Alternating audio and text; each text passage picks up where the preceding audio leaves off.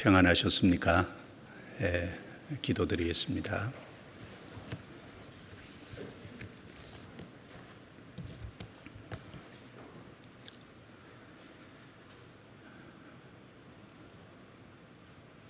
이 세상 많은 사람 가운데서 저희를 먼저 불러 구원해 주시고 하나님의 거룩한 자녀로 삼아 주신 은혜를 감사합니다. 또한 썩지 않고 더럽지 않고 쇠하지 아니하는 영광스러운 기업을 약속해 주시고 그 소망 가운데 살아가게 도와주심도 감사합니다. 오늘 주님의 피로 구속받은 형제 자매들을 한자리에 불러 모아 주시고 주의 말씀으로 교훈받고 또 가르침 받는 귀한 시간을 주신 것 감사합니다. 말씀을 통해 성도가 마땅히 걸어야 될 길이 무엇인지를 더욱 깨달아 알게 해주시고 각 사람 형편과 상황에 맞게 채워주시기를 또 위로해 주시고 힘주시기를 기도합니다. 우리 중에 여러 가지 어려운 상황 속에 고난을 받고 고통하는 형제 자매들 있다면 도와주셔서 항상 주를 바라봄으로 새 힘을 얻고 이겨갈 수 있도록 도와주옵소서. 코로나로 어려운 가운데 있는 교회와 성도들을 일일이 보호하시고 지켜주옵소서. 또 긴 장마로 인해서 침수 피해를 당하고 또 고통받고 있는 형제 자매 가정들도 위로해 주시고 또 붙잡아 주시기를 기도합니다. 또 다음 주부터 있을 수양회를 위해서 주께 부탁합니다. 이번 수양회 주님이 앞서 행해 주시고 또 말씀을 들을 수 있는 많은 사람들을 모아주시고 또 들을 수 있는 환경과 여건을 허락해 주셔서 이번에 많은 사람들에게 하나님의 말씀을 전할 수 있는 기회가 되고 또 하나님이 함께 하셔서 역사해 주므로 구원받는 귀한 은혜가 나타나므로 하나님께 영광이 되고 우리에게는 기쁨과 즐거움이 되는 한 주간이 되게 해 주옵소서. 또 우리 각 사람을 그 수양의 기간에 귀하게 사용해 주시고 참여케 도와주옵소서. 이 시간 시종을 주께 의지합니다. 우리를 구원해 주신 주 예수님 이름으로 기도드리옵니다. 아멘. 성경 하박국서를 찾겠습니다.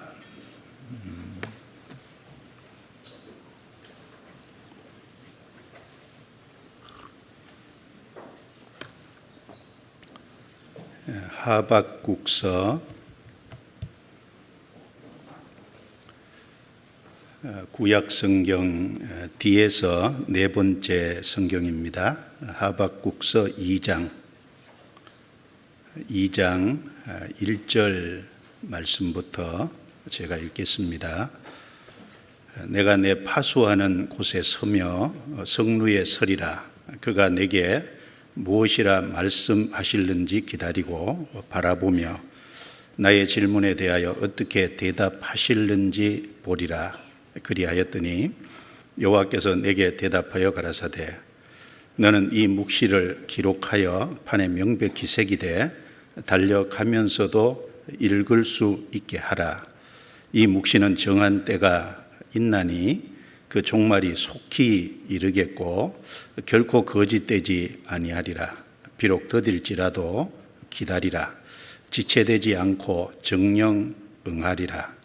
보라 그의 마음은 교만하며 그의 속에서 정직하지 못하니라. 같이 읽습니다. 그러나 의인은 그 믿음으로 말미암아 살리라. 됐습니다.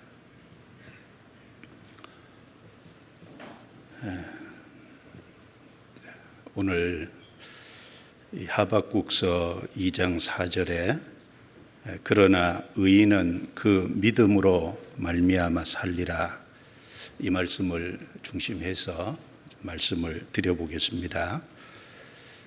이 말씀은 하박국 선지자의 질문에 하나님께서 직접 대답해 주신 말씀입니다. 그리고 성령의 감동하심으로 기록된 말씀입니다.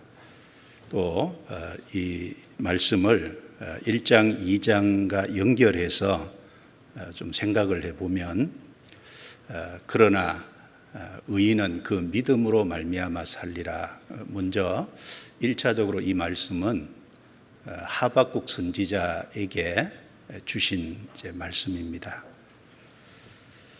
1장, 2장의 내용을 보면 하나님께서 하박국 선지자에게 두 가지를 말씀해 주십니다. 한 가지는 이스라엘이 타락하고 부패했기 때문에 하나님께서 바벨론을 들어서, 즉 심판의 도구로 사용해서 이스라엘의 그 범죄를 징벌하실 것이다 라는 말씀을 해주셨고, 또 한 가지는 이스라엘을 징벌하는 심판의 도구로 사용했던 그 바벨론도 때가 되면 하나님께서 속히 그들을 멸망시킬 것이다 라고 말씀해 주셨습니다.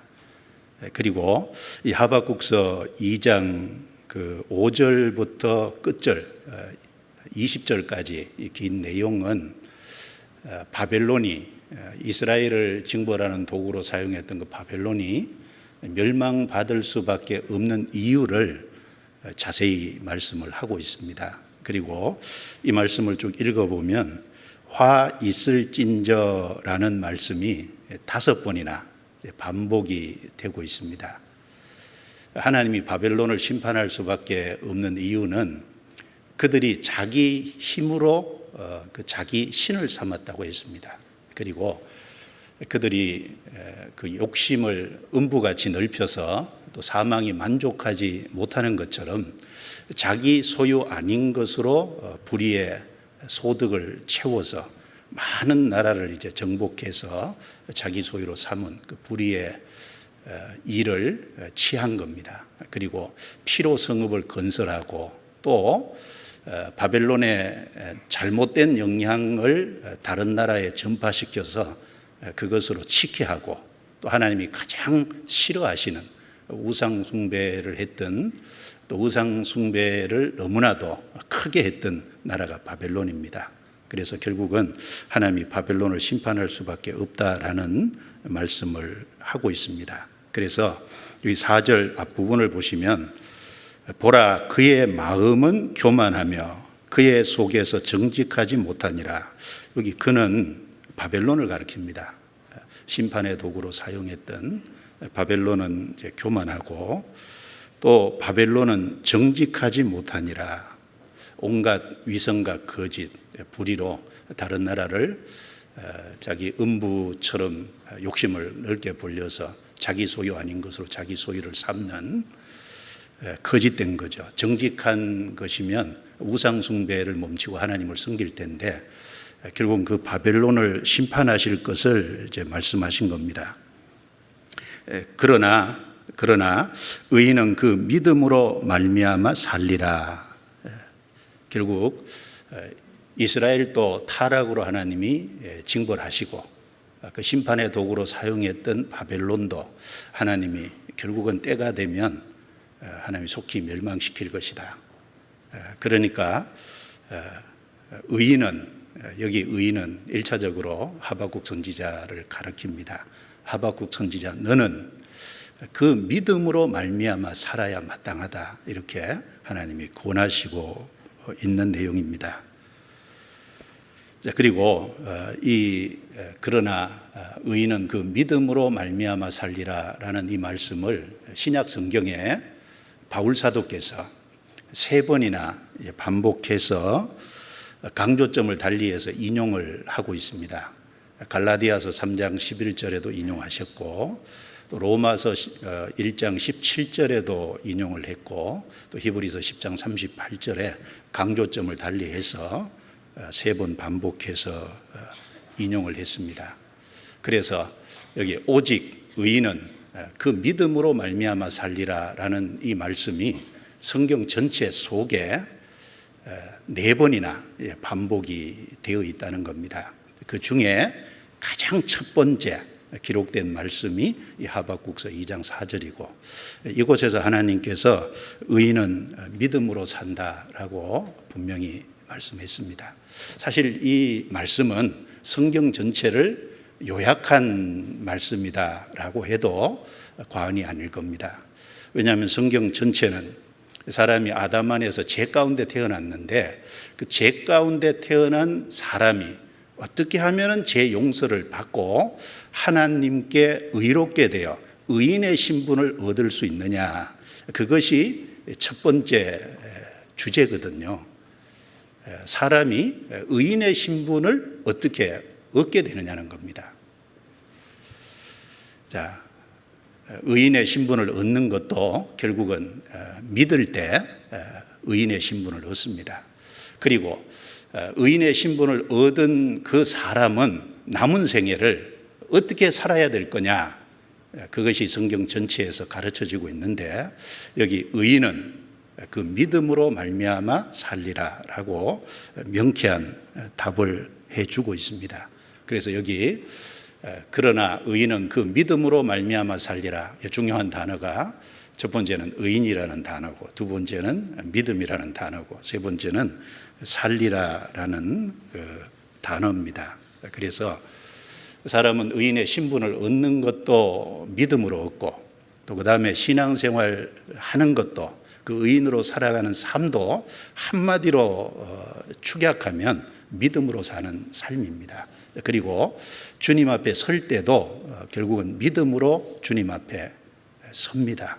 그래서 믿음으로 의인이 되고, 믿음으로 의인의 신분을 가진 사람이 살아가고, 그 다음에 주님 앞에도 믿음으로 섭니다. 그러므로 여기 오직 의인은 그 믿음으로 말미암아 살리라, 이 말씀은 중요한 내용입니다. 그래서 오늘 신약성경 인용된 그 세 곳에 그 의미를 각각 강조점을 달리했으니까 그걸 좀 생각을 해보고, 또 이 하박국은 믿음을 가진 의인입니다. 하박국 선지자는 하나님 보실 때 의로운 사람인데, 이 하박국 선지자가 믿음으로 살았던 그 삶이 어떤 모습인지 우리가 좀 살펴보면서 그 하박국 선지자의 모습을 통해서 우리도 구원받은 의인인데 그 의인으로서 어떤 삶을 살아야 될지를 좀 교훈받고, 또 나머지 성경 속에 믿음의 선진 중에 믿음으로 살았던 많은 믿음의 선진들이 있지 않습니까? 그 중에서 오늘 중요한 몇 가지를 좀 발췌해서 의인은 그 믿음으로 말미암아 살리라, 이 말씀을 좀 교훈받아 보겠습니다. 먼저 사람이 의인의 신분을 얻게 되는 것은 오직 믿음입니다. 행위가 아닙니다. 이 말씀을 인용한 갈라디아서 3장을 찾겠습니다. 갈라디아서 3장.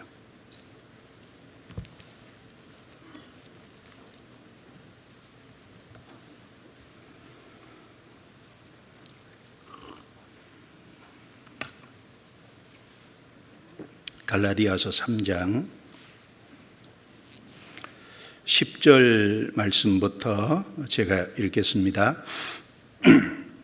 무릇 율법 행위에 속한 자들은 저주 아래 있나니 기록된 바 누구든지 율법책에 기록된 대로 온갖 일을 항상 행하지 아니하는 자는 저주 아래 있는 자라 하였음이니라. 11절은 같이 읽습니다. 또 하나님 앞에서 아무나 율법으로 말미암아 의롭게 되지 못할 것이 분명하니 이는 의인이 믿음으로 살리라 하였음이니라. 그 다음은 제가 읽습니다. 율법은 믿음에서 난 것이 아니라 이를 행하는 자는 그 가운데서 살리라 하였느니라. 그리스도께서 우리를 위하여 저주를 받은 바 되사 율법의 저주에서 우리를 속량하셨으니 기록된 바 나무에 달린 자마다 저주 아래 있는 자라 하였음이니라. 이 하박국서 2장 4절 말씀을 11절에서 이제 인용을 했습니다. 여기 강조점은 의인이라는 단어와 믿음이라는 단어가 강조점을 두고 있습니다. 여기 11절을 보시면 또 하나님 앞에서 아무나 율법으로 말미암아 의롭게 되지 못할 것이 분명하다. 사람이 어떻게 의롭게 되느냐는 겁니다. 의롭게 되는다는 말은 다른 말로 의인의 신분을 어떻게 하면 얻을 수 있느냐는 겁니다. 사람이 죄 용서를 받고 심판과 멸망 가운데서 건짐받고 하나님 앞에 의롭다함을 받아서 의인의 신분을 얻는 것은 율법으로는 불가능하다라고 분명히 말씀을 하고 있습니다. 그래서 하나님 앞에서 아무나 율법으로, 아무나는 누구든지입니다. 율법으로는, 율법의 행위로 그 말입니다. 의롭게 되지 못할 것이 분명하다. 아주 명확하다는 겁니다. 그 이유를 10절에 한 가지를 밝혔습니다. 자, 율법을 지키려면 율법을 몽땅 지켜야 됩니다. 여기 강조한 말씀이 율법책에 기록된 대로 온갖 일을 항상 행해야 된다는 겁니다.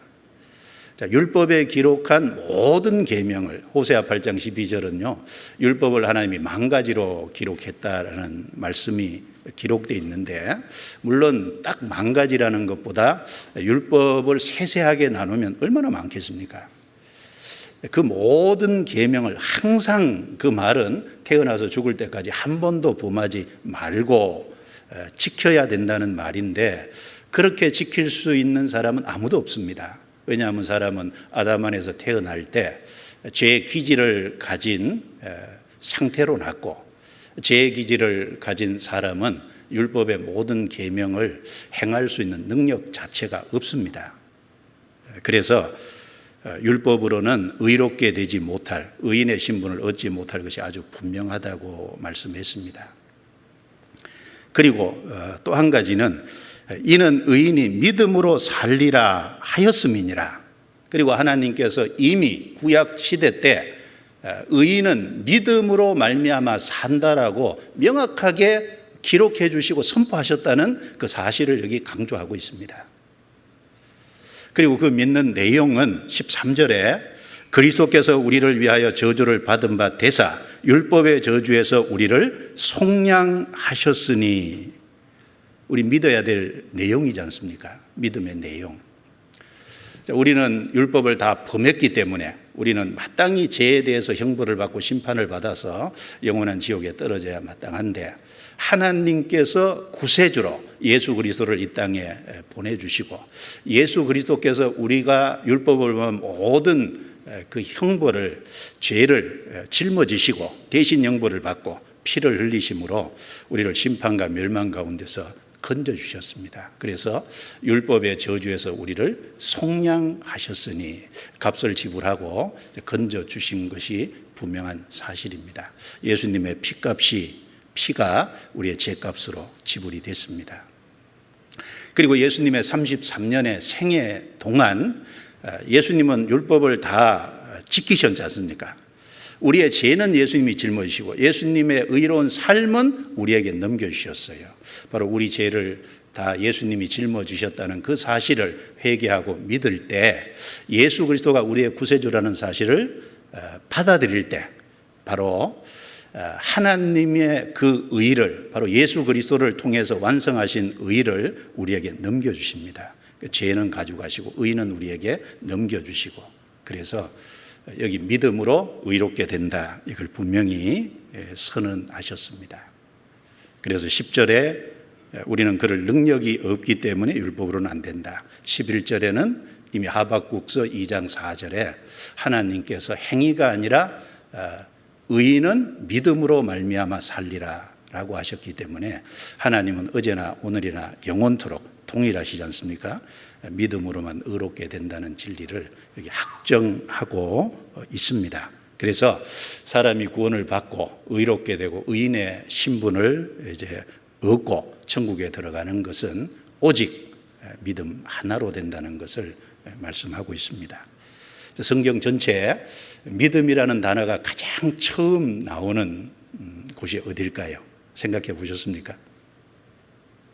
창세기 15장 6절이지 않습니까? 아브라함이 여호와를 믿으니 여호와께서 이를 그의 의로 여기시고 라고 말씀하셨습니다. 아브라함이 여호와 하나님을 믿었는데 그 아브라함의 믿음을 하나님은 의로 여기셨다라는 겁니다. 그 믿음을 의로 여기셨다는 건 그 믿음을 의로 여기시고 아브라함을 의롭다고 인정해 주셨다, 의인으로 받아주셨다, 그런 말씀이지 않습니까? 그런데 그 창세기 15장 내용을 쭉 읽어보면 아브라함에게는 그때 자녀가 없었어요. 그런데 하나님께서 아브라함을 그 장막에서 나오게 해서 밤에 수많은 별을 이제 보여주시고 내 후손이 이와 같으리라라고 말씀해 주셨습니다.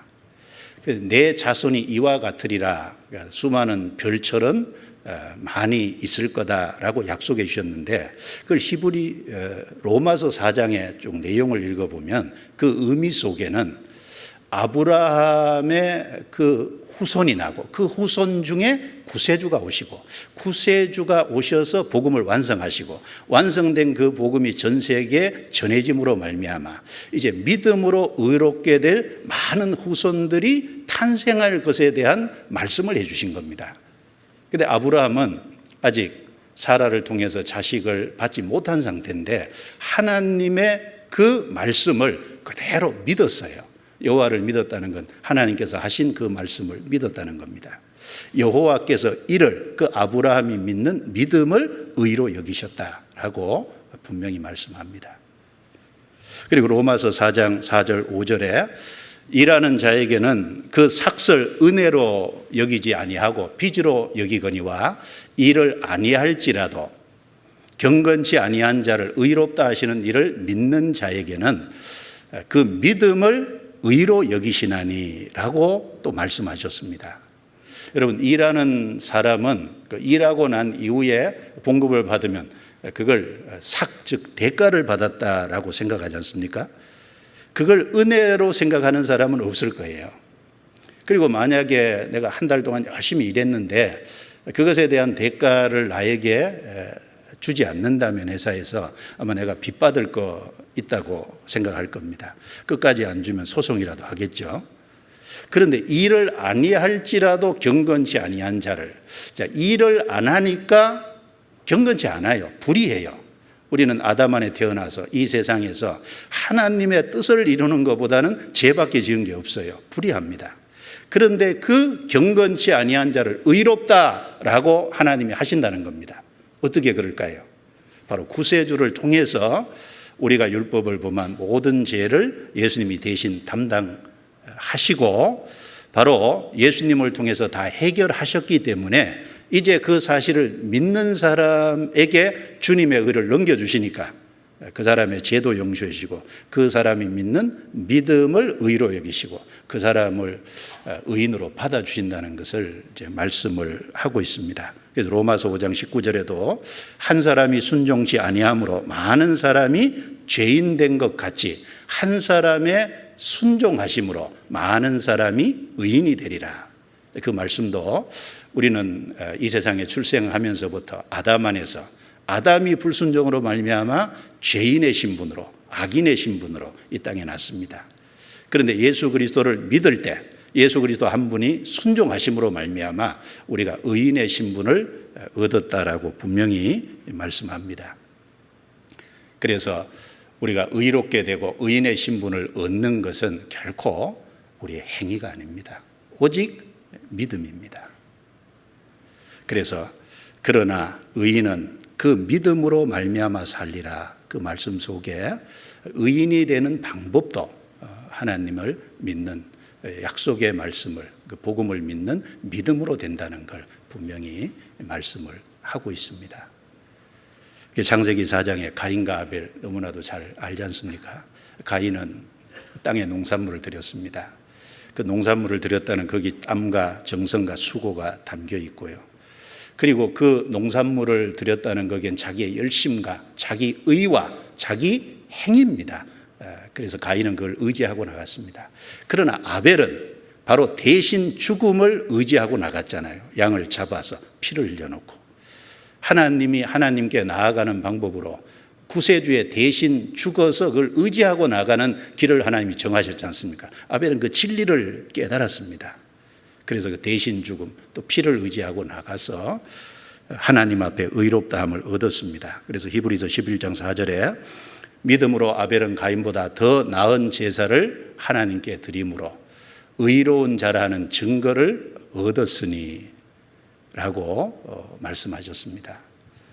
바로 믿음으로, 답이 믿음입니다. 그리고 의로운 자라 하시는 증거를 받았습니다. 즉 의인이라는 증거를 받았습니다. 하나님이 그 예물에 대하여 증거하심이라. 저가 죽었으나 그 믿음으로써 오히려 말하느니라. 자, 죽었지만 믿음으로써 오히려 말하느니라. 무슨 말일까요? 아벨은 비록 죽었지만, 그러나 아벨은 믿음으로 나아갔을 때, 대신 죽음을 의지하고 나아갔을 때, 피를 의지하고 나아갔을 때 하나님이 받아주셨고, 그리고 그것이 성경에 기록됐고, 성경에 기록되어 있기 때문에 아벨은 죽었지만 아벨이 믿음으로 나가서 의롭다함을 받은 그 사실은 역사 속에 마치는 그때까지 계속 증거하고 있다는 겁니다. 지금도 하나님 앞에 믿음으로 나가야 의롭다 함을 받는다는 진리를 아벨은 우리에게 말해주고 있지 않습니까? 누가복음 18장 9절부터 14절 말씀에 보면 바리새인과 세리 두 사람이 나옵니다. 바리새인은 자기 의를 의지하고 나갔습니다. 그러나 세리는 자기는 죄인이기 때문에 하나님의 불쌍히 여겨주심을 바라고 하나님 앞에 나아갔습니다. 그래서 바리새인은 이렇게 기도했지요.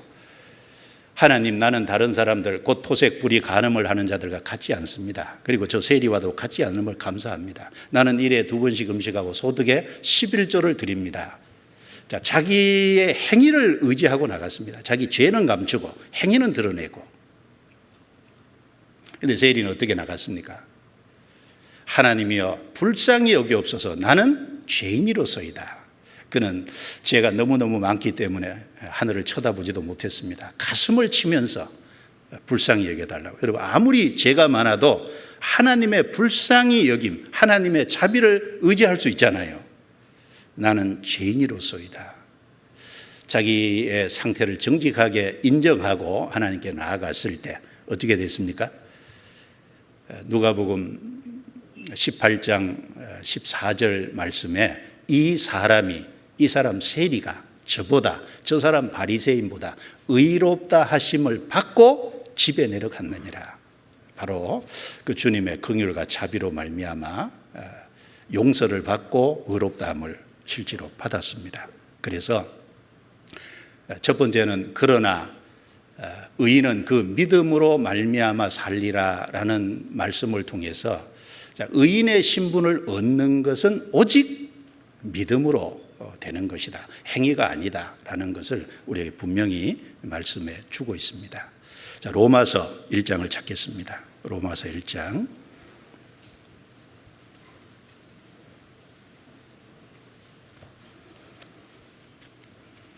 로마서 1장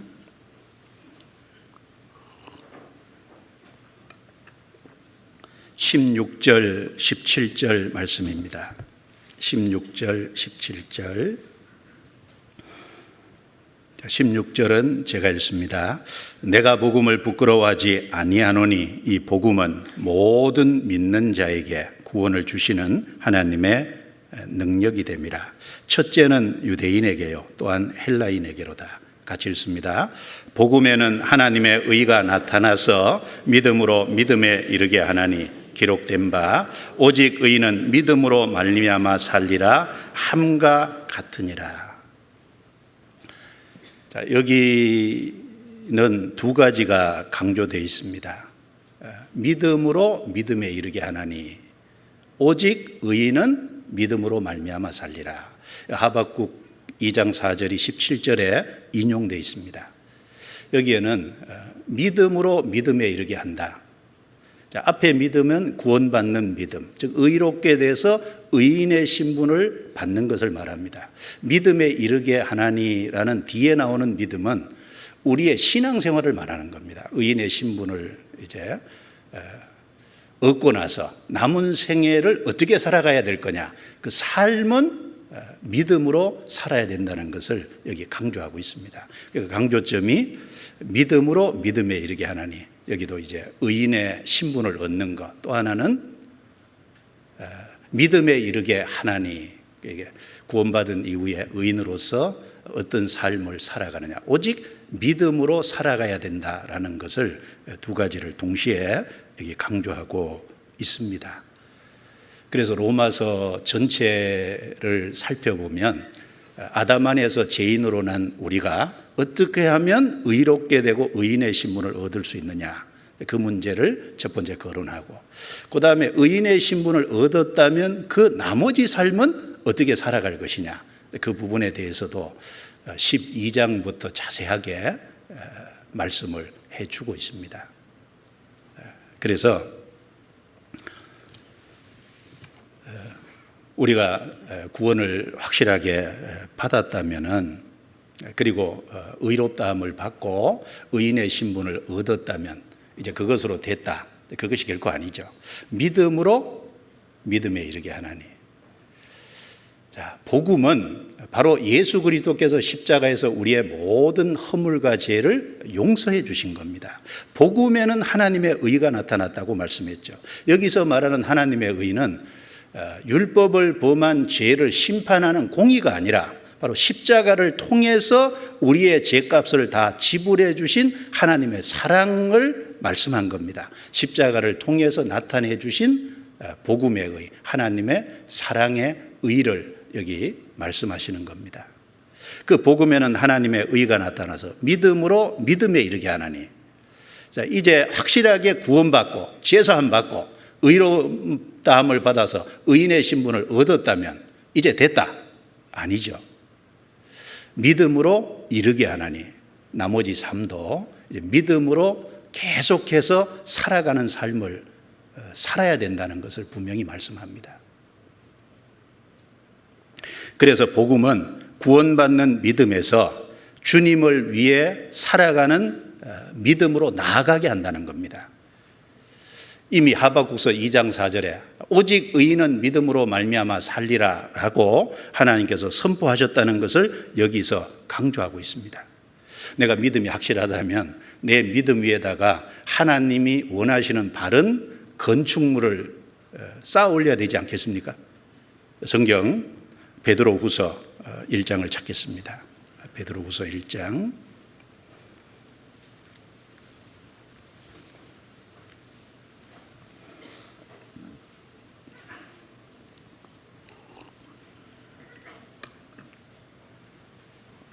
베드로후서 1장 1절을 제가 읽습니다. 예수 그리스도의 종과 사도인 시몬 베드로는 우리 하나님과 구주 예수 그리스도의 의를 힘입어 동일하게 보배로운 믿음을 우리와 같이 받은 자들에게 편지하노니. 건너뛰어서 5절 6절은 같이 읽습니다. 이러므로 너희가 더욱 힘써 너희 믿음의 덕의 지식의 절제를, 절제의 인내를, 인내의 경건을, 경건의 형제 우애를, 형제 우애의 사랑을 공급하라. 자, 1절은 믿음을 말씀하고 있습니다. 우리가 받은 믿음, 이 믿음은 하나님과 구주 예수 그리스도의 의를 힘입은 믿음이라고 했습니다. 우리의 개인의 의가 아닙니다. 우리 행위로 말미암은 우리 자신에게서 있는 의가 아니죠. 바로 이 의는 하나님과 구주 예수 그리스도를 힘입은 의입니다. 하나님께서 우리에게 십자가를 통해서 베풀어 주신 의에 대한 믿음을 우리가 가졌습니다. 그리고 이 믿음은 동일하게 보배로운 믿음이라 했습니다. 동일한 믿음입니다. 내가 받은 믿음이나 내 옆에 형제가 받은 믿음이나 또 그 옆에 형제가 받은 믿음이나 다 똑같은 믿음이지 않습니까? 그리고 이 믿음은 보배로운 믿음입니다. 그리고 받은 자들에게 편지하노니, 이 말씀을 보면 우리가 가지고 있는 믿음은 받은 믿음, 하나님이 계시해 주신 믿음, 성령으로 말미암아 믿어지게 해 주신 믿음, 받은 믿음입니다. 내가 믿으려고 하는 믿음을 넘어서서 하나님께서 깨닫게 해주신 믿음, 확실한 믿음. 그래서 여기 우리가 가진 믿음이 어떤 것인지를 자세히 말씀했지 않습니까? 바로 그리스도의 의를 힘입은 믿음, 동일한 믿음, 보배로운 믿음, 받은 믿음. 자, 이것이 확실하게 있다면은 어떻게 해야 될까요? 5절에 이러므로 너희가 더욱 힘써. 자, 그 믿음을 가졌으니까, 이제 천국 들어가게 됐으니까, 의인이 됐으니까 이제 됐다. 그게 아니죠. 더욱 힘써라고 했습니다. 그 믿음 위에다가 덕을, 그 위에다가 지식, 지식 위에 절제, 절제 위에 인내, 인내 위에 경건, 경건 위에 형제 위에, 형제 위에 사랑을 공급하라. 제일 바닥은 믿음입니다. 제일 위에는 사랑입니다. 믿음으로 시작해서 사랑으로 끝나는, 믿음이 기초가 된 그 위에 쌓아 올린 7층 집입니다. 자, 믿음으로 의인의 신분을 얻었다면 남은 생에는 믿음으로 계속해서 살아가야 된다는 것을 분명히 말씀하고 있습니다. 그리고 이렇게 힘써서 쌓아 올릴 때 그 뒤에 읽어보면 이것이 부르심과 택하심을 굳게 하는 것이고, 이렇게 함으로써 우리 신앙이 실족지 않고, 이렇게 함으로써 하나님의 나라에 넉넉히 들어간다라고 말씀하고 있습니다. 넉넉히 들어간다는 의미가 무슨 의미일까요? 구원받았으면 누구든지 천국에 들어가죠. 그런데 넉넉히 들어가는 건 좀 다르지 않습니까? 구원은 받았는데 주님 뜻대로 살지 못해서 주님 앞에 설 때 아무런 상급이 없는 거하고, 구원받고 믿음으로 살아가는 삶 가운데서 주님 앞에 섰을 때 상과 영광이 풍성한 거하고, 누가 넉넉히 들어간 겁니까? 후자 아닙니까? 그리고 이제 유다서 1장 3절에도 보면 단번에 주신 믿음의 도를 위하여 힘써 싸우라는 편지로 너희를 권하여야 할 필요를 느꼈다. 이 우리가 가진 믿음은 단번에 주신 믿음의 도, 주님께 받은 믿음입니다. 하나님이 주셨으니 우린 받았죠. 그런데 이걸 위해서 힘써 싸우라고 했어요. 이 믿음이 이뤄질까 봐 싸우라는 게 아니라 우리의 신앙을 넘어뜨리려고 하는 유혹된 것이 너무 많으니까 싸우라는 겁니다. 그걸 말씀하시면서 유다서 1장 20절에 보면 너희는 너희의 지극히 거룩한 믿음 위에 자기를 건축하며 라고 말씀했습니다. 믿음이 확실하게 있다면 그 거룩한 믿음 위에 자기를 건축하며 쌓아올리라고 했습니다. 믿음 없는 사람에게 그 위에다 건축하라고 말씀 안 하죠. 단번에 주신 믿음의 도가 있으니까, 너희는 너희의 지극히 거룩한 믿음 소유했으니까 그 위에 자기를 건축하라고 했습니다. 고린도전서 3장 10절부터 15절 말씀에 보면 이 터는 곧 예수 그리스도라. 구원받은 사람은 예수 그리스도라는 기초가 준비된 사람이지 않습니까? 근데 그 위에 쌓아 올릴 때 두 종류가 있다고 했어요. 하나는 금은 보석으로 쌓아 올리고, 하나는 나무나 풀이나 짚으로 쌓아 올리고. 주님이 재림하실 때, 그 재림하시는 날 어떻게 쌓았는지 공력이 나타난다 그랬습니다. 그 결과가 판가름 나죠.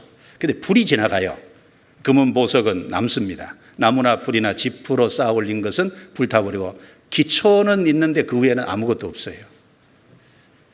자, 터도 있고 그 위에 쌓아 올려서 건축한 것이 그대로 있는 사람은 상을 받고 영광이 있습니다. 그러나 그 위에 쌓아 올린 것이 다 불타 버린 경우는 해를 받으리니, 어떤 해일지 가보시면 알 겁니다. 지옥 간다는 말은 아닙니다. 자기는 구원을 얻되 불 가운데서 얻은 구원 같으니라. 마치 롯이 소돔 고모라가 불탈 때 아무것도 가지고 나오지 못하고 불 가운데서 자기만 건짐 받았듯이 그와 같은 구원이 될 것을 말씀했습니다.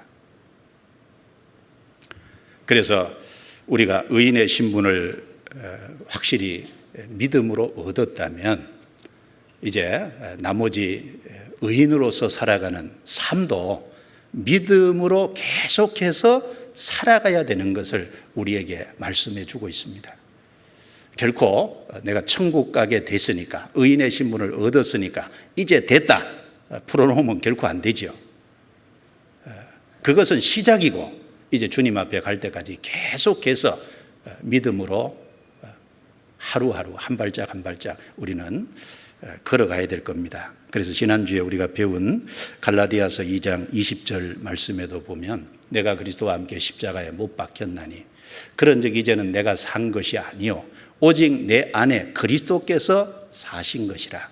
이제 내가 육체 가운데 사는 것은 주님도 내 안에 계시고 그래 내 안에 주님이 주인이 되셨죠. 그래 나도 주님과 같이 살아요. 주님과 동행한다 그 말입니다. 이제 내가 육체 가운데 사는 것은 나를 사랑하사 나를 위하여 자기 몸을 버리신 하나님의 아들을 믿는 믿음 안에서 사는 것이라.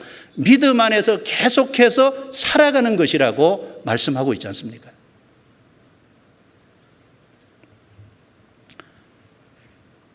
그래서 믿음으로 의인의 신분을 얻고 믿음으로 계속해서 살아가야 됩니다. 자, 그러면 믿음으로 살아간다는 그 삶을 자, 어떻게 하는 것이 믿음으로 살아가는 것이냐? 하박국 선지자의 믿음으로 살아가는 삶의 모습에서 우리는 좀 교훈을 받아볼 수 있겠습니다. 그래서 하박국서 넘어가겠습니다.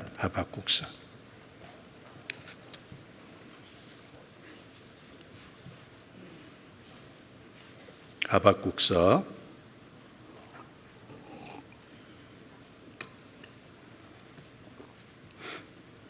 이 하박국서는 짧지만 성경 전체가 요약된 아주 중요도에서 하나님이 역사를 다스려가는 어떤 모습도 여기 기록되어 있고 그 하나님이 역사를 다스려가는 모습 속에서 우리가 어떤 태도와 자세를 가져야 될지도 여기 말씀하고 있습니다.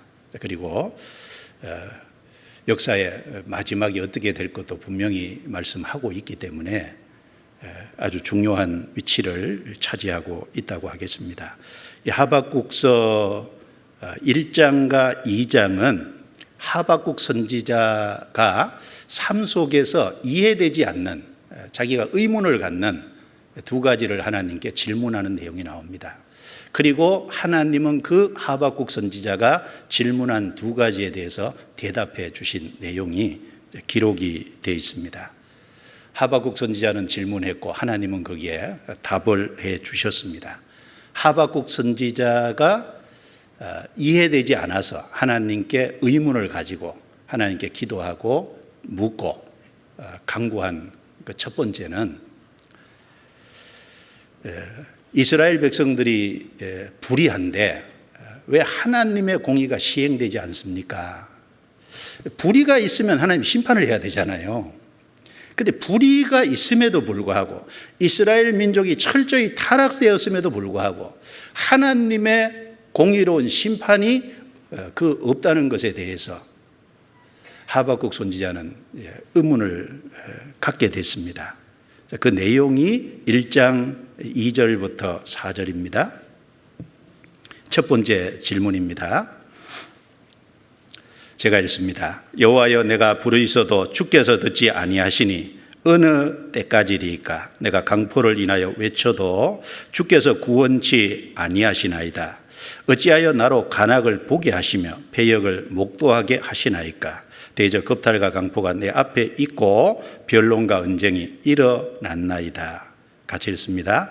이러므로 율법이 해이하고 공의가 아주 시행되지 못하오니 이는 악인이 의인을 애워쌌으므로 공의가 굳게 행함이니이다. 이 내용에 보면 3절에요. 여기 단어 간악, 폐역, 겁탈, 강포, 변론과 분쟁 이런 단어들은 하박국 선지자가 살아있을 당시에 그 남유다의 이스라엘의 타락상을 너무나도 잘 보여주고 있지 않습니까? 그 성경 시편 12편 8절에 보면 비루함이 인생 중에 높아지는 때에 악인이 처처에 행행하는도다 라고 말씀하셨는데 이 하박국 선지자 시대가 딱 그렇습니다.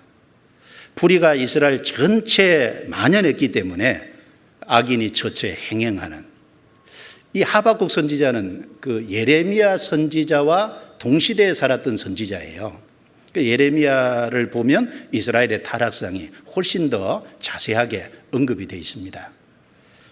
예레미야 5장 1절 말씀에 보면 너희는 예루살렘 거리를 빨리 왕래하여 찾아보고 알라. 너희가 만일 공의를 행하며 진리를 구하는 사람 한 사람이라도 찾으면 내가 이 성을 사하리라. 한 사람을 찾으면 하나님이 예루살렘 성을 심판을 안 받도록 하나님 용서해 주시겠다고 말했습니다. 그러니까 예루살렘 거리에 하나님을 찾는 의인 한 사람이 없었던 겁니다. 그리고 예레미야 5장 31절에 보면 이 땅에 기괴하고 놀라운 일이 있도다. 선지자들은 거짓을 예언하며 제사장들은 자기 권력으로 다스리고 내 백성은 그것을 좋게 여기니 저희가 그 결국에는 어찌하려느냐. 선지자들은 목에 칼이 들어와도 하나님의 말씀은 이렇다라고 말해야 되지 않습니까? 그런데 거짓을 가르쳤어요. 심상히 백성들을 고쳐주고 자기 마음에서 나오는 소리를 전했지 하나님의 메시지를 전한 것이 아니었습니다. 하나님은 심판하시려고 하는데 이스라엘 백성들에게 선지자들은 그렇게 하면 잘 될 거라고 평안을 외쳐줬습니다. 거짓이지 않습니까? 제사장들은 자기 권력으로 다스리고 백성들은 그것을 좋게 여겨서 따라가고 그리고 우상숭배가 아주 극에 달하고 그리고 예레미야 36장 27절부터 29절에 보면 여호야김 당시에 하나님이 주신 그 하나님의 말씀이 기록된 두루마리를요 여호야김 왕이요 자기 소도로요 겨울 궁전에 앉아서 읽으니까 그걸 전부 베어가지고 하룻불에 던져서 태워버렸지 않습니까? 하나님이 똑같이 다시 기록되게 해주셨어요. 그렇게 없애버린다고 하나님이 하시고자 하는 일이 없어지겠습니까? 하박국 선지자는 그런 것을 본 거예요. 그래서 율법이 해이하고 하나님의 말씀이 전혀 이스라엘 땅에 실행되지 못하는, 그래서 공의가 아주 시행되지 못하오니 공의가 시행되지 않는 이것에 대해서 의문을 가진 겁니다. 하나님은 거룩하시고 공의로우신데 왜 그 공의로우신 하나님이 우상 숭배하는 이렇게 불의가 행행하고 판을 치는 이런 이스라엘 민족을 방치하실까? 자기로서는 이해가 되지 않았습니다. 그 의문이 생겼습니다. 그래서 여기 3절에 어찌하여, 2절에 어느 때까지리까? 하나님 왜 이걸 방치하십니까? 그리고 언제까지 이렇게 방치하실랍니까? 하나님께 물었어요. 하나님이 답을 해주신 말씀이 5절부터 11절 말씀입니다. 6절을 보겠습니다. 보라, 내가 사납고 성급한 백성 곧 땅의 넓은 곳으로 다니며 자기의 소유 아닌 거할 곳들을 점령하는 갈대아 사람을 일으켰나니. 11절을 같이 읽겠습니다. 그들은 그 힘으로 자기 신을 삼는 자라. 이에 바람같이 급히 몰아 지나치게 행하여 득제하리라. 하나님의 대답은 그 이스라엘의 불의를 하나님이 심판하시는데, 징벌하시는데 바벨론, 이 갈대아 사람은 바벨론이거든요. 바벨론이라는 나라를 하나님이 심판의 도구로 사용해서 이스라엘을 징벌하실 것이다. 11절에 그러나 그 바벨론도 그 힘으로 자기 신을 삼는 자라. 그 자신의 힘을 신처럼 신을 섬기듯이 스스로 교만해서 그 자기 힘을 의지하는 거예요. 그리고 지나치게 행하여 득제하리라. 그 지나치게 행함으로 많은 죄를 쌓을 것을 말씀했습니다. 하박국 선지자는 첫 번째 질문에 대한 답은 틀림없이 얻었습니다. 이스라엘의 불의를 하나님이 방관하시는 게 아니고 역사 속에 하나님이 간섭지 않고 무관심한 것도 아니고 때가 되면 하나님이 바벨론을 들어서 심판하실 것에 대한 답을 얻었습니다. 자, 첫 번째 답은 얻었는데 이 하박국 선지자는 더 큰 의문이 생겼습니다. 더 마음이 혼란스러워졌어요. 자, 이스라엘은 하나님의 선민이고 바벨론은 우상숭배가 극에 달하는, 그리고 자기 소유 아닌 것으로 여러 나라를 징벌해서 자기 소유로 삼는. 자, 의롭기로 하면은 바벨론이 의로운 게 아니라 그래도 선민 이스라엘이 의로운데 하나님은 정결하신 분인데 정결하셔서 악을 그냥 놔두지 못하시는 분인데 어찌하여 더 악한 사악한 우상숭배가 심한 그 바벨론을 들어서 선민 이스라엘을 징벌할 수 있습니까? 그게 마음에 이해되지 않았어요. 그래서 하나님께 재차 물었습니다. 그 질문이 12절부터 17절입니다. 자, 13절을 보겠습니다. 13절. 주께서는 눈이 정결하심으로 악을 참아보지 못하시며 패역을 참아보지 못하시거늘 같이 읽습니다. 어찌하여 계율한 자들을 방관하시며 악인이 자기보다 의로운 사람을 삼키되 잠잠하시나이까. 바벨론을 끌어다 심판하신다고 하는데 그 바벨론은 악인이지 않습니까? 근데 그 바벨론을 통해서 어떻게 그래도 선민 이스라엘인데 그 이스라엘 사람들을 심판할 수 있습니까? 하나님 정결하신 분이 아닙니까? 자, 그렇게 질문해 놓고 하나님의 대답을 이제 기다리는 겁니다. 2장 1절입니다. 2장 1절 같이 읽겠습니다. 내가 내 파수하는 곳에 서며 성루에 서리라. 그가 내게 무엇이라 말씀하실는지 기다리고 바라보며 나의 질문에 대하여 어떻게 대답하실는지 보리라. 그리하였더니 하나님께 자기가 이해되지 않는 또 한 가지의 질문을 쏟아놓고 하나님의 대답 무엇이라고 말씀하실는지 내가 기다리겠다. 그리고 어떻게 대답하실는지 내가 보리라. 기다립니다. 하나님의 대답이 2장 2절부터 2장 20절까지 내려온 거예요. 그런데 그 내용을 요약하면은 하나님이 바벨론을 심판의 도구로 사용해서 불의한 이스라엘을 징벌하시지만 그러나 그 바벨론도 때가 되면 하나님이 반드시 멸망시킬 것이다. 정한 때가 있다. 그러니까 너는 기다리라. 속히 응하리라. 그러면서 2장 5절부터 아까 말씀드린 것처럼 화 있을진저 이 바벨론이 심판받을 수밖에 없는 이유를 5가지 쭉 말씀을 거론을 하고 있습니다. 자, 우리는 이 하박국서 1장 2장의 모습을 통해서 하박국 선지자의 모습을 통해서 믿음이 무엇이라는 것을 좀 교훈받아 볼 수 있다고 생각합니다. 하박국 선지자는 믿음을 가진 사람이었기 때문에 자기가 이해되지 않는 의문에 대해서 하나님께 나아가서 질문했습니다. 그리고 하나님의 답을 얻었습니다. 답을 얻었는데 또 다른 의문이 생겼습니다. 그래서 하나님께 재차 다시 간구해서 하나님께 자기의 이해되지 않는 의문을 물었습니다. 그리고 기다리고 결국은 하나님께로부터 답을 받았습니다. 자, 이것은 하나님과의 사귐을 말하는 거 아니겠습니까? 하박국 선지자는 자기의 의문을 그냥 갈등하고 혼란을 겪는 속에 끝내버린 게 아니라 하나님께 가까이 나아갔잖아요. 그리고 하나님께 자기의 질문을 쏟아놨지 않습니까? 그리고 하나님께로부터 그 기다리는 중에 그 질문에 대한 답을 얻었다는 겁니다. 쉽게 말하면 하나님을 가까이 하고 교제하는 가운데 하나님께 간구하고 하나님께로부터 답을 얻은 겁니다.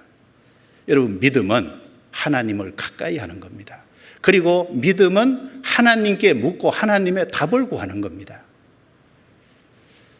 이 하박국 선지자는 믿음의 사람이었기 때문에 하나님께 가까이 했고 하나님과 교제했고 하나님께 묻고 하나님께 답을 구했습니다.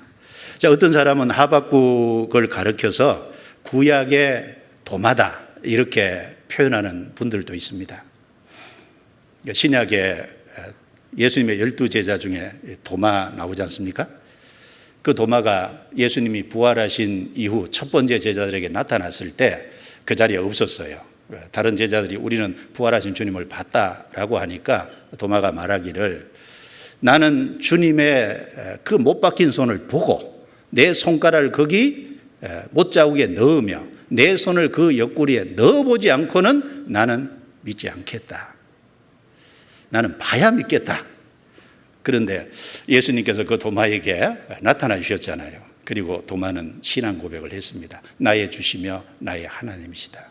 그리고 자기의 믿는 그 믿음을 나중에 결국은 복음을 전하다가 순교당했다고 알려져 있습니다. 자, 이 하박국은 의문과 갈등으로 혼란을 겪은 것이 맞습니다. 그러나 그 문제를 하나님께 나아가서 하나님께 질문하고 하나님께로부터 주시는 답을 얻기를 간절히 원했습니다. 하나님의 답이 무엇일까? 하나님의 뜻이 무엇일까? 하나님의 계획이 무엇일까? 그는 원했잖아요. 그래서 1장은 하박국의 기도 아니겠습니까? 기도인 동시에 질문이잖아요. 그래서 하박국 선지자는 믿음의 사람인 동시에 기도의 사람입니다. 그래서 하박국이라는 뜻이요, 메어 달리는 자라는 뜻이랍니다. 하나님께 간절히 메어 달려서 하나님께 나아가 질문하고 하나님의 응답을 간절히 구하는 기도의 사람이잖아요. 메어 달리는 거 잘한 분 중에 한 분은 야곱입니다. 야곱은 간사하고 강교하다는 뜻인데 야곱은 약점이 많죠. 그러나 약점이 많음에도 불구하고 그는 이스라엘이라는 이름을 얻었잖아요. 야곱이 이스라엘이 된 것은 밤새도록 하나님과 씨름해서 하나님의 축복을 받기 전에는 보내지 않겠다고 하는 그 간절한 기도의 모습, 그 간절한 하나님의 축복을 기억하고 받겠다고 하는 그 모습, 그래서 하나님과 겨루어서 자기를 하나님 앞에 복종시켰지 않습니까? 이 하박국의 모습이 마치 그와 같다고 여겨집니다. 여러분, 요나 선지자 잘 아시죠? 요나는 하나님께서 그 당시에 아수르라는 대국 그리고 그 수도 니느웨에 가서 전도하라라는 그 말씀을 받고 그것을 이해하지 못했습니다. 왜냐하면 아수르는 이스라엘의 대적이거든요. 아수르는 언제든지 이스라엘을 침략해서 이스라엘을 집어삼킬 수 있는 이스라엘의 원수입니다. 그 원수 나라에 가서 전도하라는 것이 자기 마음에는 이해가 가지 않았습니다. 그리고 하고 싶은 마음도 없었어요. 그래서 요나는 그 하나님이 주신 사명을 회피해서 다시스로 도망가려고 그랬잖아요. 자, 그는 자기가 이해되지 않는 문제를 하나님 앞으로 가져간 게 아니라 이해되지 않는다고 하나님 주신 사명을 회피해 버렸어요. 합당치 않은 태도죠. 그러나 하박국은 그걸 하나님 앞에 가지고 나가서 질문을 한 겁니다. 자, 그리고 하박국 선지자는 하나님께 질문해 놓고 기도해 놓고 그 기도의 응답을, 하나님의 대답을 간절히 기다렸어요. 그래서 2장 1절에 그가 내게 무엇이라 말씀하실는지 기다리고 바라보며 기다렸습니다. 여러분, 믿음이 뭡니까? 믿음은 기도하고 그 기도를 응답해 주실 때까지 하나님께 묻고 그 하나님이 대답하실 때까지 기다리는 게 믿음 아니겠습니까? 믿음은 기다리고 인내하는 겁니다. 아브라함은 자식을 주겠다는 하나님의 약속을 받았는데 적어도 25년이 지난 다음에 받았지 않습니까? 하란에서 나올 때가 75세였으니까 100살 때 낳았으니까 25년을 기다렸습니다. 오래 기다려서 그 하나님의 약속을 이제 받았습니다. 하나님은 스케일이 크신 분입니다. 왜냐하면 우리는 7, 80이라는 짧은 생을 살고 길게 살아봤자 100살 내외. 근데 하나님은 수천 년 역사를 다스려가는 분이잖아요. 스케일이 차이 날 수밖에 없겠죠. 하나님은 위에 계신 창조주고 사람은 땅에 있는 피조물이니까 창조주와 피조물의 스케일 차이가 있을 수밖에 없지 않습니까? 그러니까 하나님께 기도하고 당장 응답을 받는 것도 있겠지만 오랜 시간이 지나야 답이 주어지는 경우도, 그리고 그 문제에 대해 해결해 주시는 것도 있는 경우들은 얼마든지 있지 않습니까? 아브라함은 오래 기다려서 받았습니다. 그런데 사울은 기다리지 못해서 실패했잖아요. 사무엘상 13장 그 내용에 보면 이스라엘 땅은 좁기 때문에 사무엘이 그 사울에게 무슨 일이 있든지 사무엘에게 기별하라고 하고, 그리고 사무엘이 올 때까지 7일 동안 기다리라고 했습니다. 사무엘이 올 때까지 7일을 기다리라고 했거든요. 그 7일만 기다려서 안 되고 사무엘이 올 때까지 기다려야 됩니다. 그런데 블레셋 사람들이 모여서 강한 군사로 이스라엘을 치려고 하니까 이스라엘 사람들이 군대가 흩어지고, 그래서 사울은 자기가 번제를 드려버렸습니다. 번제 드리자마자 즉시 사무엘이 왔어요. 자, 기다리긴 기다렸는데 번제 드리고 난 바로 직후에 왔잖아요. 왕이 무슨 일을 행하셨나이까? 블레셋은 쳐들어오고 백성은 흩어지고 나는 부득이하여 번제를 드렸나이다. 사무엘이 말하기를 왕이 망령된 일을 행했습니다. 번제 드리는 건 자기가 하면 안 돼요. 사무엘을 기다리라고 했습니다. 사무엘이 드려야죠. 자기가 할 수 없는 일을 월권을 행한 거예요. 그러면은 7일까지 기다렸는데 거기 딱 번제 드리고 나자 바로 그 다음에 사무엘이 왔습니다. 자, 결국은 그 모습이 뭘 말하냐면 사울은 믿음이 없었다는 겁니다. 믿음이 없는 사람은 기다림에 실패하게 되어 있습니다. 믿음이 있는 사람은 끝까지 기다려서 응답을 받고 끝까지 기다려서 문제 해결을 받습니다. 그리고 이 하박국은 답을 얻었습니다. 그래서 이 하박국서 내용을 읽어보면 대부분의 선지서 내용들은 하나님께서 일방적으로 주신 메시지를 그냥 선지자들이 선포하는 거지 않습니까? 그런데 이 하박국이 받은 메시지는 하나님께 간절히 구해서 얻어낸 메시지잖아요. 하나님과 사귐을 통해서, 하나님께 간절히 구해서 교제를 통해서 얻어진 메시지라는 겁니다. 그 의미가 다르죠. 그래서 이 하박국서 내용을 좀 생각해 보면 1장은 이해되지 않는 의문을 가지고 고뇌하고, 그래서 하나님께 나아가서 묻고 기도하는, 그리고 2장은 그 질문한 것을 기다려서 결국은 응답을 받는, 그래서 1장, 2장을 요약하면 하나님과 사귐과 교제를 통해서 하나님께 묻고 하나님께 답을 얻는 그런 내용입니다. 그리고 3장으로 넘어가면 하나님께 답을 얻었으니까 그 답을 얻은 말씀에 대한 신뢰와 확신이 있잖아요.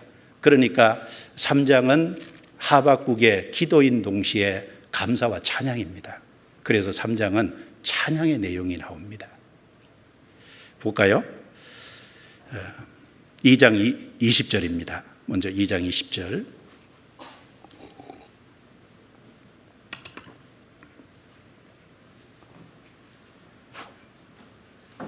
(2장 20절) 같이 읽겠습니다. 오직 여호와는 그 성전에 계시니 온 천하는 그 앞에서 잠잠할지니라. 자, 오직 여호와는 그 성전에 계시니 온 천하는 그 앞에서 잠잠할지어다. 이 무슨 말씀일까요? 하나님이 역사의 키를 잡고 계시지 않습니까? 역사는 그냥 우연히 흘러가는 것이 아니라 이스라엘의 범죄에 하나님이 오래 참고 바벨론을 들어서 이스라엘을 징벌하시고, 그리고 그 징벌하는 데 사용했던 바벨론도 결국은 하나님이 마지막에 때가 되면 속히 멸망시킬 것을 말씀했습니다. 역사의 키는 누가 갖고 계신 겁니까? 하나님이 잡고 계신 겁니다. 그러니까 온 천하는 그 앞에서 잠잠한 게 마땅하다는 겁니다. 믿음으로 그 하나님이 하시는 그 역사의 키를 잡고 계시다는 것을 받아들여야 된다는 것을 실제로 말씀한 겁니다. 그리고 그 답을 얻은 그 하박국은 그 하나님과 하나님이 주신 말씀에 대한 신뢰와 확신이 있었습니다. 그래서 3장에 하나님께 감사하고 찬양합니다. 1절, 시기 오닛에 맞춤 바 선지자 하박국의 기도라. 건너뛰어서 16절, 내가 들었으므로 내 창자가 흔들렸고 그 목소리로 인하여 내 입술이 떨렸도다. 무리가 우리를 치러 올라오는 환난 날을 내가 기다림으로 내 뼈에 썩이는 것이 들어왔으며 내 몸은 내 처소에서 떨리는도다. 비록 무화과 나무가 무성치 못하며 포도나무에 열매가 없으며 감람나무에 소출이 없으며 밭에 식물이 없으며 우리의 양이 없으며 외양간에 소가 없을지라도 나는 여호와를 인하여 즐거워하며 나의 구원의 하나님을 인하여 기뻐하리로다. 같이 읽습니다. 주 여호와는 나의 힘이시라. 나의 발을 사슴과 같게 하사 나로 나의 높은 곳에 다니게 하시리로다. 이 노래는 영장을 위하여 내 수금에 맞춘 것이니라. 이 노래는 1절에 하박국의 기도라. 기도인 동시에 하박국의 감사의 찬송입니다. 자, 하박국은 그 하나님께로부터 답을 받고 그 하나님과 하나님이 주신 말씀을 신뢰하는 그 믿음이 있음으로 말미암아 하나님께 감사하고 찬양할 수 있었던 겁니다. 자, 어떤 가운데서 감사하고 찬양했냐? 16절에 내가 들었으므로 내 창자가 흔들렸고 그 목소리로 인하여 내 입술이 떨렸도다. 무리가 우리를 치러 올라오는 한란날에 내가 기다림으로 내 뼈가 썩이는 것이 들어왔으며 내 몸은 내 젖에서 떨리는도다. 왜 이런 말을 할까요? 하나님이 이스라엘 불의를 바벨론에 들어서 징벌한다는 말씀을 들었기 때문에 그 바벨론을 들어서 징벌하는 때가 바로 임박해 있잖아요. 이스라엘의 멸망이 바로 임박해 있잖아요. 그리고 그 이스라엘이 멸망되면 여기 17절의 말씀처럼 결국은 전쟁통에 무화과 나무가 무성치 못하고 포도나무에 열매가 없고 감람나무에 소출이 없게 될 것이고 그리고 밭에 식물이 없게 될 것이고 우리의 양도 없고 외양간의 소도 없게 되겠죠. 그런데 18절 19절은 놀라운 반전입니다. 나는 여호와로 인하여 즐거워하며 나의 구원의 하나님을 인하여 기뻐하리로다. 주 여호와는 나의 힘이시라. 나의 발을 사슴과 같게 하사 나로 나의 높은 곳에 다니게 하시리로다. 상황을 두고 보면 가장 참담한 겁니다. 상황을 두고 보면 너무나도 어려운 환경이에요. 상황을 두고 보면 바벨론이 쳐들어와서 남유다 불의를 하나님이 징벌하는 도구로 쓰니까 위기 상황입니다. 그런데 하박국은 그 마음 중심에서 그 하나님의 모든 역사의 다스리심을 신뢰하고 믿기 때문에 나는 여호와를 인하여 즐거워한다. 나는 기뻐한다. 왜 그렇습니까? 하나님을 바로 구원자로 바로 하나님을 자기 힘으로 삼았기 때문에 영혼에서 흘러나오는 감사와 찬양입니다. 최악의 상황에서 나오는 감사와 찬양인 겁니다. 바벨론이 쳐들어와서 이스라엘을 심판하는 멸망시키는 그런 상황이 되면 참 암담한 가장 어려운 어떤 그런 상황이지 않습니까? 그 상황도 의인은 믿음으로 말미암아 살리라. 어떤 상황이 돼도 믿음으로 받아들여야 되고 그리고 그 상황에서도 기뻐하고 즐거워하고. 왜? 하나님이 나의 구원자고 나의 힘이시니까. 그것을 여기서 선언하고 있는 겁니다. 자, 그래서 1장, 2장은 결국 하나님과 사귐을 통해서 자기의 의문을 하나님께 묻고 그리고 하나님께로부터 기다려서 대답을 받고 그리고 하나님 주신 그 말씀에 대해서 믿고 신뢰하고 그리고 3장은 그 감사와 찬양이 흘러나오고 있습니다. 여러분 우리가 한번 생각해 봅시다. 이 하박국의 모습에 통해서 우리의 믿음이 어때야 될 걸 하나님이 교훈하고 있지 않습니까? 정말 하나님과 이런 사귐을 가져야 될 사람이 누굴까요? 우리 자신 아닙니까? 왜냐하면 우리가 구원받자마자 하나님은 아버지가 되시고 우리는 아들이 됐어요. 아버지와 아들 사이는 교제하는 사이잖아요. 얼마든지 부탁하고 대답하고 그리고 부탁하고 도움을 받고 할 수 있는 사이 아닙니까? 구원을 받은 사람은 하나님을 아버지라고 부를 수 있는 아들이 됐습니다. 그래서 요한일서 1장 3절에 우리의 사귐은 아버지와 그 아들 예수 그리스도와 함께함이라 라고 말씀했습니다. 하박국 선지자가 이해되지 않는 의문을 하나님 앞에 가지고 나가서 물었듯이 우리는 삶 속에서 이해되지 않는 것이 많이 있을 수 있습니다. 자, 이 시대보다 우리 시대는 덜 타락됐을까요? 날마다 텔레비전이나 날마다 우리 주변의 모습을 보면 악한 것이 너무너무 많지 않습니까? 불의가 얼마나 판을 칩니까? 우리가 이해되지 못하는 것이 너무너무 많아요. 인생은 복잡한 일 가운데 살아갑니다. 그래서 이 복잡한 일 가운데 살아가기 때문에 우리가 다 이해할 수 없습니다. 그러니까 위를 쳐다봐야 됩니다. 하나님을 쳐다보는 방법밖에 없습니다.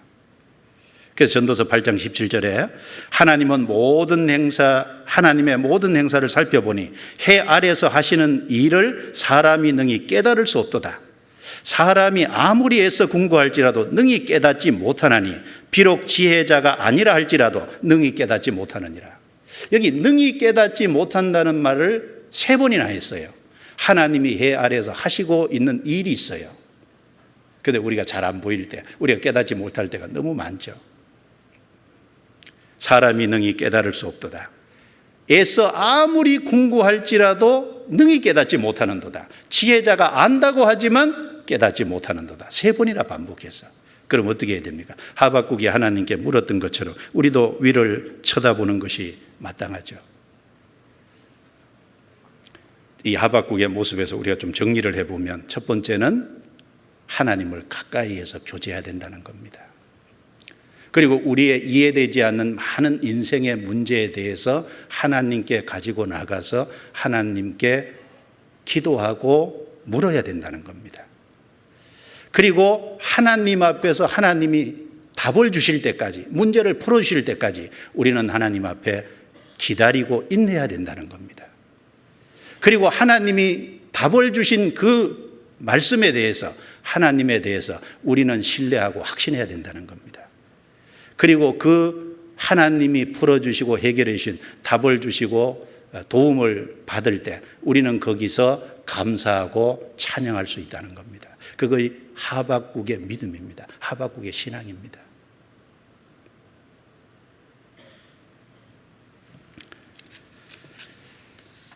하나님이 우리에게 동일한 신앙을 원하지 않으실까요? 누가 그러더라고요. 신앙은 물음표로 시작해서 느낌표로 마치는 것이다. 맞습니까? 교훈은 받을 수 있을 것 같습니다. 하박국은 자기가 이해되지 않는 문제에 대해서 하나님께 나가서 질문했습니다. 즉 물음표로 시작을 했습니다. 의문에 대해서 하나님께 물었잖아요. 그리고 마지막 하나님 앞에 감사하며 찬양했습니다. 느낌표로 맞추지 않습니까? 자, 그래서 이 하박국의 신앙을 본받아야 될 사람이 누구냐? 하박국은 의인은 그 믿음으로 살리라 라고 하나님이 주신 그 말씀 속에 의인이잖아요. 그러니까 믿음으로 그렇게 행했습니다. 자, 우리도 예수 그리스도로 말미암아 의롭다 함을 받고 의인의 신분을 얻었습니다. 의인의 신분을 얻은 우리도 하박국처럼 그런 믿음으로 살아가야 됩니다. 하나님과 교제하는 삶, 기도하는 삶, 질문하는 삶, 기다려서 응답받는 삶, 그리고 감사와 찬양에 기도를 드리는 삶. 자, 1, 2장이 없다면 3장이 있을 수 없죠. 많은 사람들이 하나님 앞에 자기의 문제를 가지고 나가지 않습니다. 그리고 어떤 사람은 하나님 앞에 나가서 기도하는데 그 기도에 대한 응답을 인내하고 기다리지 않습니다. 자기가 급하게 행해요. 그러니까 결과를 얻지 못하는 겁니다. 우리는 이 하박국서를 읽어보면서 하박국의 신앙을 본받으려고 해야 될 겁니다. 자, 그리고 남은 시간 믿음으로 사는 삶이 무엇인지를 믿음의 선진들의 모습을 통해서 조금 더 교훈을 좀 받아보겠습니다. 자, 고린도후서 5장입니다. 고린도후서 5장.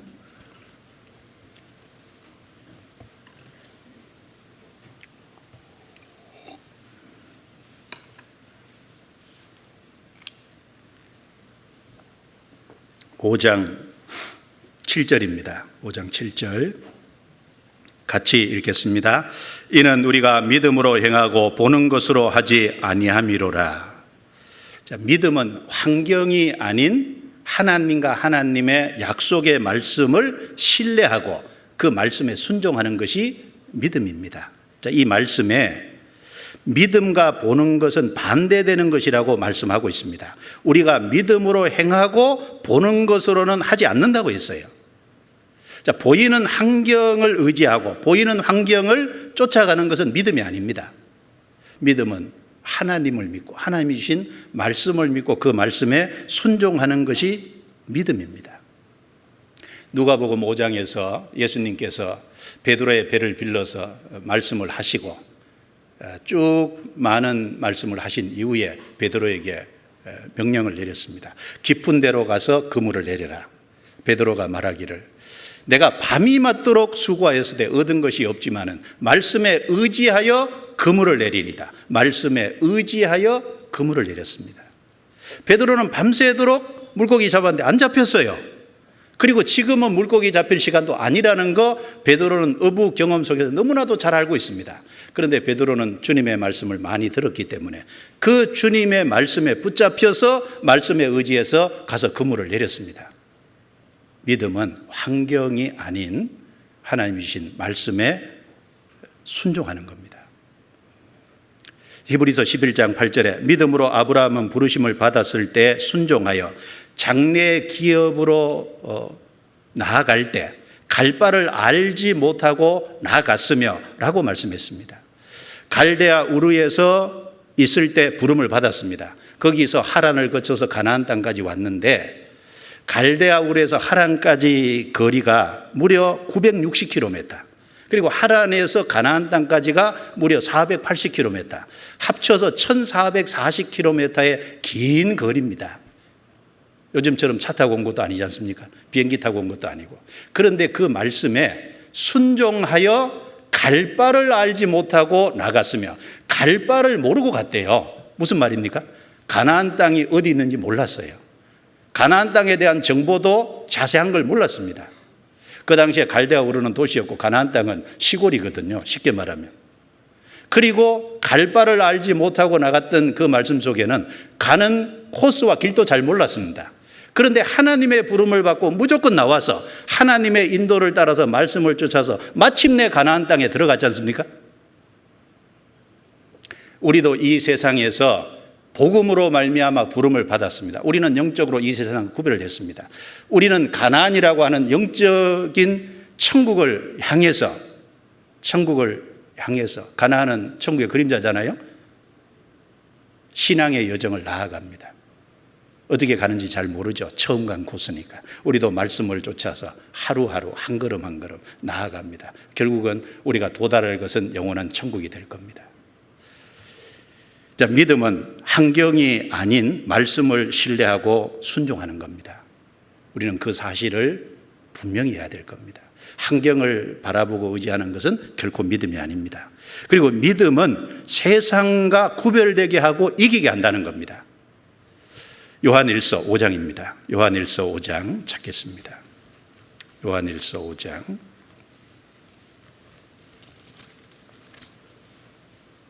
4절 5절 자, 같이 읽겠습니다. 대저 하나님께로서 난 자마다 세상을 이기느니라. 세상을 이긴 이김은 이것이니 우리의 믿음이니라. 예수께서 하나님의 아들이심을 믿는 자가 아니면 세상을 이기는 자가 누구뇨? 자, 하나님께로서 난 자마다, 하나님께로서 난 사람은 누구든지 세상을 이긴다고 했습니다. 세상을 이긴 이김은 이것이니 우리의 믿음이라 그랬습니다. 바로 하나님의 아들 예수 그리스도를 구세주로 믿는 믿음을 가진 사람이 아니면 아무도 세상을 이길 수 없다 그랬습니다. 여기 세상이 뭘까요? 요한일서 2장 15절에 육신의 정욕, 안목의 정욕, 이생의 자랑에 속한 것입니다. 자, 믿음이 있는 사람은 그걸 이깁니다. 요셉은 보디발의 아내가 유혹해 왔을 때 내가 어찌 이 큰 악을 행하여 하나님께 득지하리까? 그 유혹에서 단호히 자기를 지켰지 않습니까? 왜? 하나님께로부터 치리자가 된다는 꿈, 그 약속의 말씀을 받았기 때문에, 그 소망이 있기 때문에 그걸 이길 수 있었잖아요. 믿음이 있었기 때문에 이길 수 있었던 겁니다. 우리가 이 세상을 살아가는데 이 세상이 유혹해 오는 것이 너무 많죠. 그러나 구원받은 사람은 이 세상과 구별을 해야 됩니다. 육신의 정욕에서도 구별을 해야 되고 안목의 정욕에서도 구별이 돼야 되고 이생의 자랑에서도 반드시 구별이 돼야 될 겁니다. 모세는 바로의 공주의 아들이라 칭함을 단호히 거절했습니다. 그리고 애굽에서 제약의 즐거움을 거절했습니다. 그리고 애굽의 모든 부하보다 하나님이 주시는 상을 바라봤다고 했습니다. 그 믿음으로 그렇게 한 겁니다. 믿음은 이 세상에 영화롭고 이 세상의 즐거움을 단호히 거부하고 하나님을 쫓게 만듭니다. 그것이 믿음이라고 말했습니다. 그리고 믿음은 자신과 자신에게 주어진 것들을 하나님께 드리도록 합니다. 드리도록. 그래서 로마서 12장 1절에 그러므로 형제들아 내가 하나님의 모든 자비하심으로 너희를 권하노니 너희 몸을 하나님이 기뻐하시는 거룩한 산제사로 드리라. 이는 너희의 드릴 영적 예배니라 라고 말씀했습니다. 드리라고 했지 않습니까? 너희 몸을 산제사로 드리라. 몸만 드립니까? 우리의 마음도 먼저 드려야 몸이 가죠. 그 다음에 우리의 시간도 드리고 우리의 물질도 드리고 우리의 재능도 드리고 하나님께 우리가 가진 것을 드리는 겁니다. 아브라함은 자신에게 가장 귀중한 100살이 된 아들을 이삭을 하나님이 드리라고 했을 때 믿음으로 드렸다고 히브리서 11장 17절에 말씀하고 있습니다. 믿음은 자신에게 있는 하나님이 자신에게 준 것을 다시 하나님께 드리도록 합니다. 그리고 믿음은 소망과 사랑과 관련이 있습니다. 믿음이 있는 사람은 소망이 있습니다. 믿음이 있는 사람은 동시에 사랑이 있습니다. 믿음, 소망, 사랑은 밀접하게 관련이 있습니다. 갈라디아서 5장입니다. 갈라디아서 5장.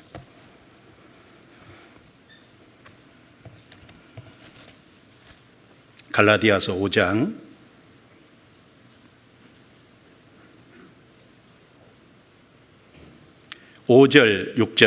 5절 6절 자, 같이 읽겠습니다. 우리가 성령으로 믿음을 좇아 의의 소망을 기다리노니 그리스도 예수 안에서는 할례나 무할례가 효력이 없되 사랑으로서 역사하는 믿음뿐이니라. 자, 5절 6절을 잘 보십시오. 믿음이 나오고 소망이 나오고 사랑이 나옵니다. 자, 믿음과 소망은 연결되어 있습니다. 우리가 성령으로 믿음을 좇아 의의 소망을 기다리노니. 자, 믿음이 있는 사람은 소망이 있습니다. 소망이 있기 때문에 위를 쳐다봅니다. 아브라함은 갈대아 우르에 나와서 가나안 땅에서 이삭과 야곱을 얻으러 장막에 거했습니다. 왜냐하면 하나님이 경영하시고 지으실 터가 있는 영원한 천국을 바라봤습니다. 그가 본향인 갈대아 우르에 가려고 하면 얼마든지 갈 수 있습니다. 그러나 가지 않았습니다. 하나님의 도성, 하나님은 그런 하나님이 준비한 것을 사모하는 그 사람을 위해서 영원한 천국을 준비해 놓으셨지 않습니까? 그리고 동시에 믿음은 사랑과 연결되어 있습니다. 여기 사랑으로서 역사하는 믿음뿐이라고 했습니다. 사랑이 기초가 된 믿음이라는 겁니다. 우리가 예수 그리스도께서 십자가에 완성한 복음을 믿는다는 것은 그 안에 사랑의 내용이 포함되어 있습니다. 하나님이 세상을 이처럼 사랑하사 독생자를 주셨으니 그러므로 믿음을 받은 사람은 동시에 사랑이 있습니다. 사랑으로서 역사하는 믿음입니다. 그래서 믿음 있는 사람은 형제 자매를 사랑하고 믿음 있는 사람은 더 적극적으로 이뤄져 있는 지옥 가는 영혼을 불쌍히 생각하고 그 영혼을 적극적으로 건지려고 할 겁니다. 예, 바로 영혼을 구원하는 바로 믿음을 가진 사람입니다. 자, 히브리서 10장입니다. 히브리서 10장.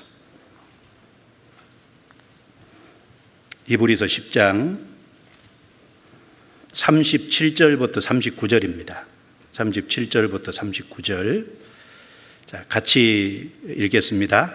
잠시 잠깐 후면 오실 이가 오시리니 지체하지 아니하시리라.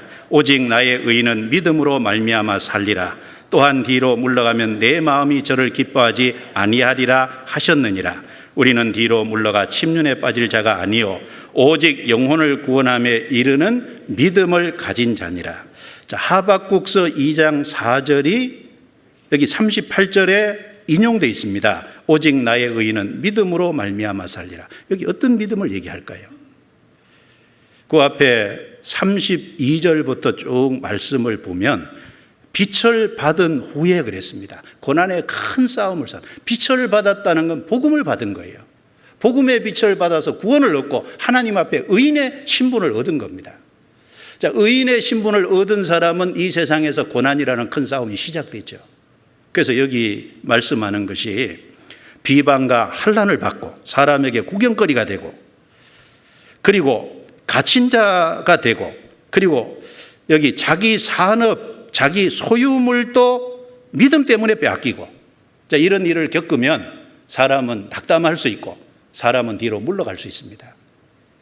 그 여기 믿음이 있는 사람은 그런 가운데서도 인내한다는 겁니다. 믿음이 있는 사람은 그런 가운데서 뒤로 물러가지 않고 담대한다는 겁니다.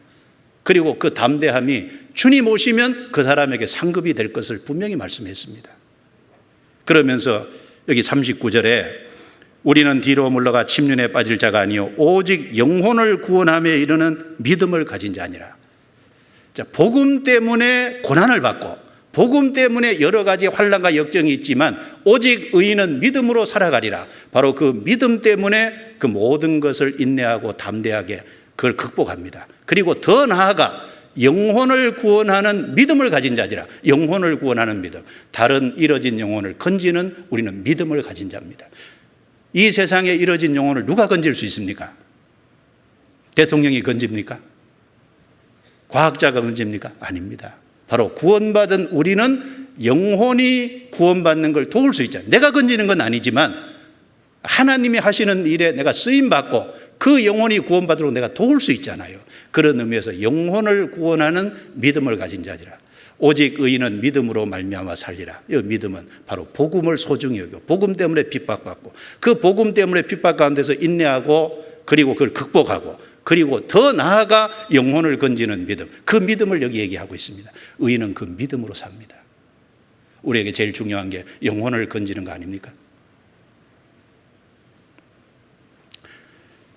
자, 히브리서 11장 7절에 보면 노아는 아직 보지 못하는 일에 경고하심을 받아 경외함으로 방주를 예비하여 그 집을 구원하였으니 그 집을 구원했습니다.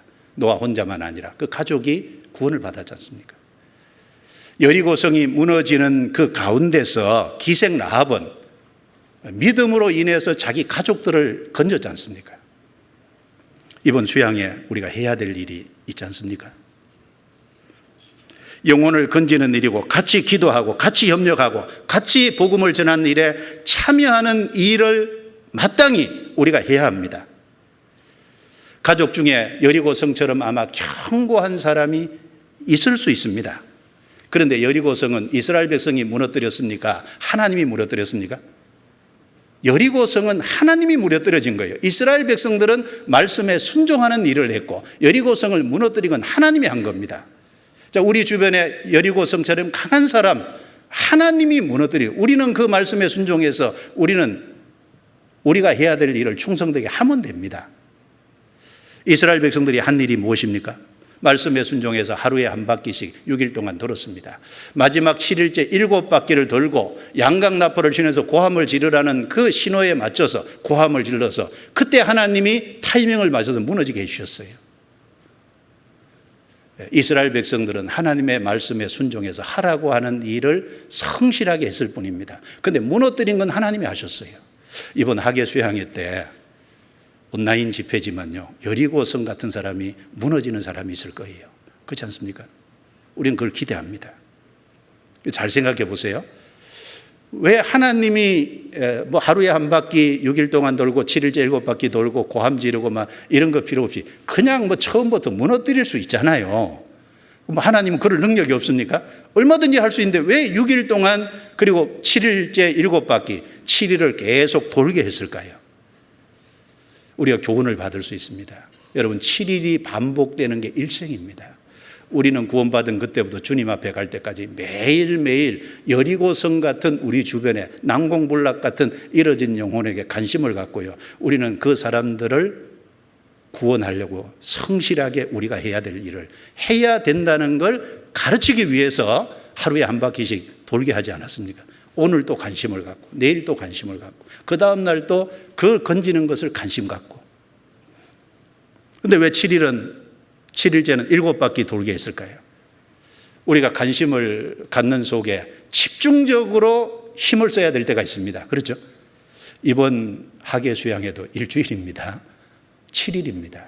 그래서 말씀을 쭉 계속해서 이제 듣게 하고 관심을 가지고 그리고 준비된 영혼 같으면요 좀 상담도 때를 맞춰서 적당한 타이밍에 교회당 오시면 상담도 시키고 그래서 집중적으로 그 사람을 관리해야 될 집중적으로 그 사람에게 도움을 줘야 될 때도 있어요. 그런데 왜 몇 사람만 아니고 이스라엘 백성 전체가 돌게 했을까요? 왜 함께 해야 된다는 겁니다. 왜 전체가 고함 지르게 했을까요? 연합하는 것이 중요하다는 걸 우리에게 일깨워 주는 거 아니겠습니까? 예, 여리고성 같은 그 난공불락의 사람들이 우리 주변에 틀림이 없이 있습니다. 그러나 무너질 수 있습니다. 무너뜨리는 것은 하나님이 하십니다. 우리는 매일매일 성실하게 전도하고 특별히 이번 학예수양회 7일 동안 우리는 집중적으로 마음을 여기 합치고 우리가 더 수고하고 애써야 돼요. 7일째 7바퀴 돌았잖아요. 7바퀴 도는 건 쉬운 게 아닐 겁니다. 집중적으로 힘을 쏟아지고 우리가 지금 이번에 그렇게 해야 될 겁니다. 그래서 영혼을 구원하는 믿음을 가진 자니라라고 했습니다. 그래서 하박국 선지자의 모습 그리고 믿음의 선진들의 모습을 통해서 이제 믿음으로 구원받고 즉 믿음으로 의인의 신분을 얻고 믿음으로 계속해서 살아가는 것이 무엇이라는 걸 좀 교훈을 받았습니다. 그리고 이 믿음은 구원받는 것은 단번에 됨으로 구원받는 믿음은 온전한 거지 않습니까? 그런데 삶 속에 주님을 의지하는 믿음은 자라가잖아요. 자라가야 됩니다. 자라가지 않으면 감당하지 못하는 일이 생겨요. 고린도 성도들은 젖으로 먹고 밥을 먹지 못했잖아요. 왜냐하면 자라지 않았으니까. 그래서 감당치 못하리라.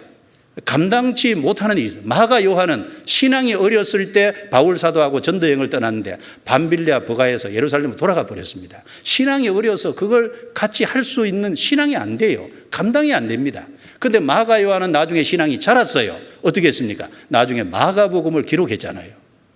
그리고 나중에 바울 사도 옆에서 베드로 사도 옆에서 끝까지 복음을 전했지 않습니까? 그 믿음이 자란 거예요. 데살로니가 후서 1장 3절에 너희 믿음이 자라고 그랬습니다. 예, 우리 믿음이 자라야 될 겁니다. 그리고 마지막으로 야고보서 2장 18절에 야고보 사도가 말했습니다.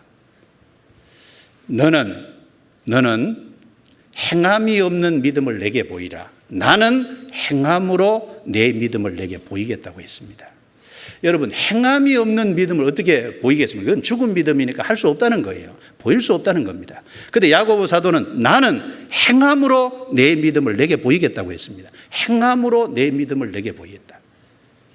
우리 형제자매님들 매일매일 매시간 자기 마음에 다짐해 보세요. 나는 오늘 또 행함으로 내 믿음을 보이겠다. 누구 앞에요? 세상 사람들 앞에. 그 믿음을 보일 때 주변 사람들이 영향을 받을 수 있을 겁니다. 우리는 행함으로 믿음을 보여야 될 겁니다. 환경이 어렵습니까? 그러나 환경을 의지하는 게 아니라 말씀에 순종하고 말씀을 의지하는 게 믿음이잖아요. 나는 오늘 또 환경은 이렇지만 나는 행함으로 내 믿음을 보일 것이다 고 다짐해 보십시오. 유혹이 있습니까? 나는 행함으로 내 믿음을 보이리라고 이 유혹을 과감하게 끊을 거라고 유혹을 과감하게 거기서 구별돼서 나는 내 자신을 정결하게 지킬 거라고 한번 선언해 보십시오. 내 자신이 주님께 드리는 일에 주저함이 있습니까? 나는 행함으로 내 믿음을 보이리라고 주님께 드리는 일로 보이라고 다짐해 보십시오. 영혼을 건지는 이번 일주일도 행함으로 믿음을 보이는 귀중한 시간이 되기를 진심으로 바랍니다. 기도하겠습니다.